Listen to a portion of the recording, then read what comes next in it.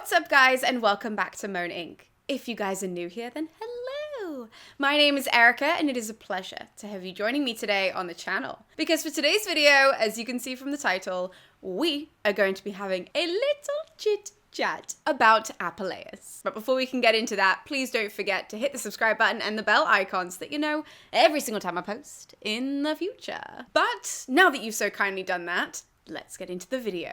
Just before we get into it, I know that last year, 2024, I told you guys, I'm now done with context episodes. We're going to get into the text, blah, blah. I lied. Clearly, I lied if we're sitting here today. The reason why I wanted to do an episode on APULEIUS is because there were a number of authors that you guys wanted to know more about. In fact, my list got longer and longer the more I was uploading.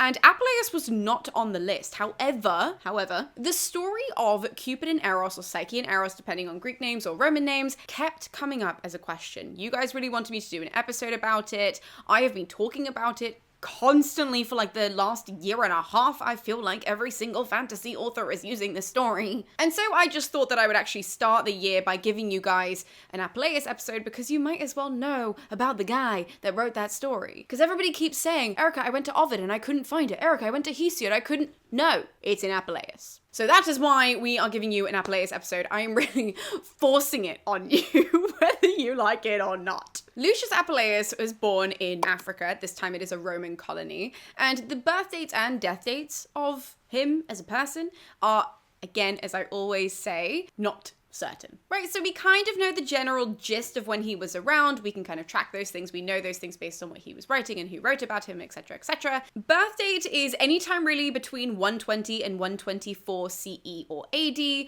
and his death date is sometime around 180. I think the youngest, like the lowest date that I saw online, because I obviously had to do a check before doing this episode, and the lowest I saw was 170. And as I always say, sort of 5 years on either side of those dates, you're okay. If you talk to any classicist, I would say even like literature buff who loves the ancient world and loves ancient fiction, ancient stories, and you say, Apuleius, who's around 120 to like 180, yeah, they're gonna nod and they're gonna say, this person clearly knows what they're talking about. In saying that, if you are a student using this episode because you're like, oh my god, I have a presentation tomorrow, just repeat the dates of what your teacher said, because I want you to get the A at the end of the day. That is my main goal.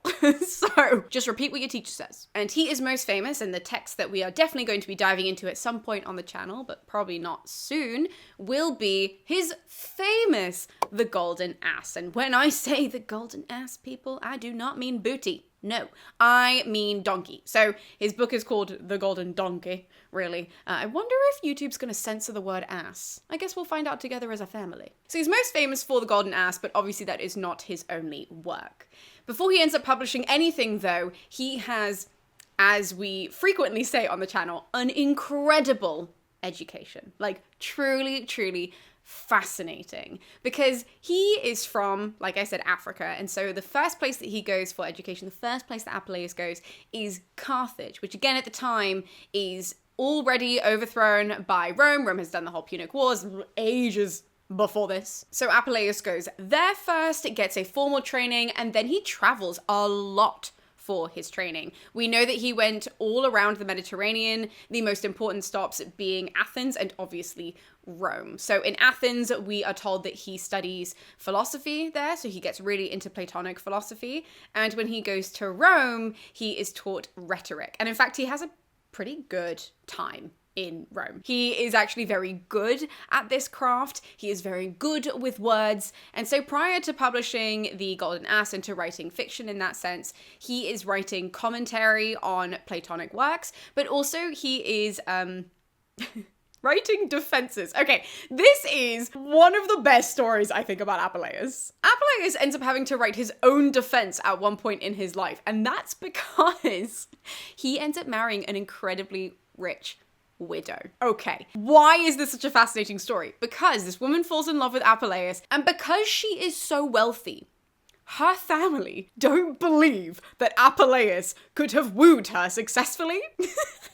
And so they accuse him of casting a spell on her and using magic. The family are like, you must have done some voodoo on our daughter, because there is no way she is giving you of all people, the money. So Apuleius ends up having to write his own defense for court in order to convince these people that he didn't cast a magic spell on this book. It is so wild, honestly. I had to write this down because the defense in court is recorded in, quote unquote, a discourse on magic. But he does end up getting off with the charge, so that's completely fine. They do not do the whole like witchcraft thing on him. Totally good. He was a good enough speaker that he got out of that. That's not the only speech that he had to give in court. And then he also wrote about the, like I said, Platonic dialogues. Now, all of Apuleius' travels, including to Egypt and Asia Minor, really come out in his most famous text, The Golden Ass. This is a crazy fictional story about a man who is unfortunately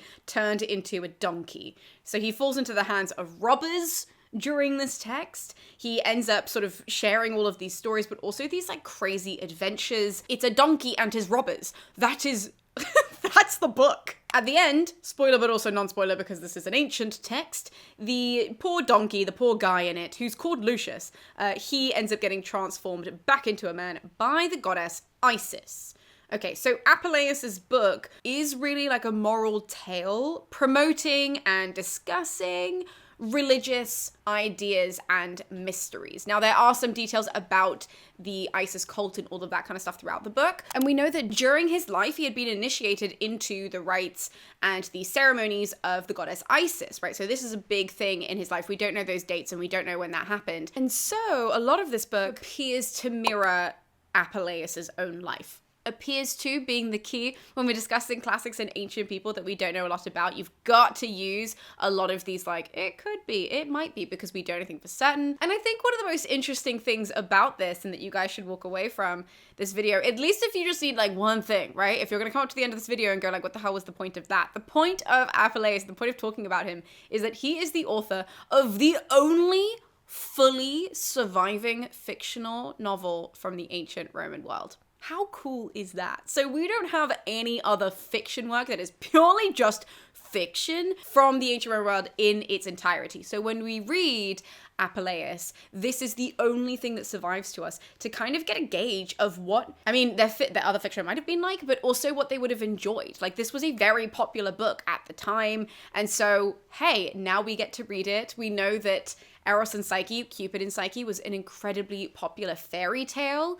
And this is sort of a key, that the way that story is told to us, the way that it's given to us in the middle of this, is very much like a fairy tale. It's very much like a once upon a time in a land far away lived this beautiful princess called Psyche, right? Like, that is how it is opened. It's not opened with, and one day the gods. No, it's not told to us like Ovid at all. It really is this very whimsical, very magical fairy tale that's told like smack bang in the middle of the book. It is a little bit bizarre when you look at the structure of The Golden Ass, mainly because it's told sort of straddling books 4 to 6 in this. It's not like, oh, book 3 is dedicated to the story. Like, no, at some point it starts getting told and then it's just like all the way over until like halfway through book 6 and you're reading it like, why was this structured in this way? But it was, you know, that's the story that we're given. And I think that it's absolutely worth the read and it's absolutely worth the time of day because, like I said, it's the only fiction novel, but also it's a good novel. It's a good story. It's wild. It's so crazy. It very much gives The Emperor's New Groove. You know how Cusco is turned into a llama. And okay, he's not taken by his captors. He's taken by Pacha, right? But still, hello. This is kind of the vibes without it being an emperor and a guy that lives on a hill. So it's like not The Emperor's New Groove, but it's similar in that if you liked The Emperor's New Groove, which I did, it is the most underrated Disney film, you will love Apuleius. I promise you, I would not lead you astray when it comes to The Emperor's New Groove, and when it comes to Apuleius, I take this very seriously. So definitely would recommend. And the best thing about this is that you guys can find, linked in the description below, completely free websites that offer APULEIUS, so you do not have to spend a penny. A brilliant thing about studying the ancient world is that lots of sites have done the work to make sure that it's available to you guys so that you can read it whenever you want to. Obviously, if you want to buy the physical copies, I've linked those in the description below, but right at the top of the description, underneath the donation link, just up there, you guys will be able to find Perseus and a bunch of other links to whatever, you know, sort of translation you would prefer. You guys can find that linked down below. But it goes without saying that at some point we'll be getting into APULEIUS, so we will be reading it together as a family. I'm actually really excited for it when it finally comes up because it is so wacky, and I know that you guys are going to enjoy the wild ride that it is. So thank you guys so much, and I'll be seeing you next time with more videos here on MoAn Inc. I'll see you guys then.